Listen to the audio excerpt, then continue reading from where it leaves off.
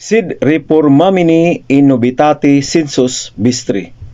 Usba ang inyong kauglingon pinagis pagbag-o sa inyong mga panghuna-huna. Roma Kapitulo 12, versikulo 2. Unsaon pag-usab sa toang kaugalingon? Gaingon ang Dios, limpyuhi ang inyong mga kaugalingon, wag tanga ang inyong mga kasalanan diri sa ako ang atubangan. Sa ato pa, maghinulsol ta sa ato makasalanan o kasaypanan. Isaias Kapitulo 1, versikulo 16 hangtod sa 17.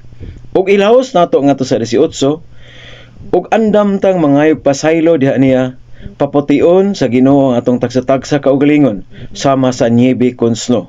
Isaias Kapitulo 1, versikulo 18. Mao nang ato ang usbon atong kaugalingon mga igsoon, magbag-o ta ug dili na magpakasala aron angayan ta nga mga tubang sa Dios diha kaniya kung unsay atong pangayoon o panahon nga kuhaon usab atong hinulaman nga kinabuhi.